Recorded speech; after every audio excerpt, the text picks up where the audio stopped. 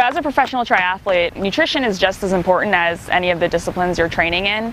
I mean, it sets your body up for the next day's session. So what you're putting in, before, during, and after, really sets you up for consistency. Heather Jackson here, a professional triathlete. I just ran my first race of 2013 as an Herbalife athlete, the Carlsbad Half Marathon. I was happy to finish third. Leading up to the Carlsbad Half, I was training probably 4 to 6 hours a day of all three disciplines, swim, bike, and run. The runs primarily were a lot of speed work on Tuesday, Thursdays, and Sundays. So those were kind of the key days that I was getting, the Herbalife rebuild right in, directly following a workout. You really need to fuel your muscles with that protein, some carbs directly after a hard session. So, maybe an easy run, recovery day. You could use the hydrate, was kind of my go-to just to keep the electrolytes in during those easier days when you don't necessarily need as many calories.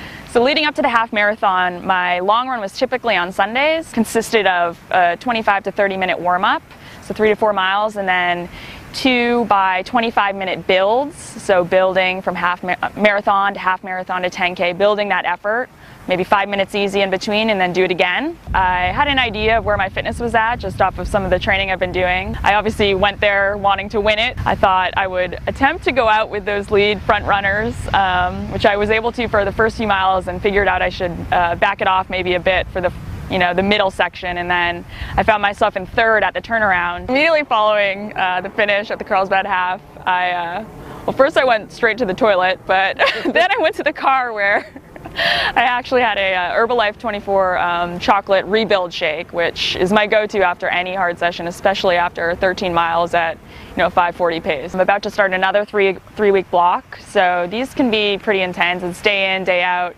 My first try of the season, which will be Escape from Alcatraz, and then I'll recover for about a week after that, and then another 3-week intensive block leading into Oceanside 70.3 at the end of March. And then another kind of recovery week, and then another 3-week block leading into Wildflower Triathlon.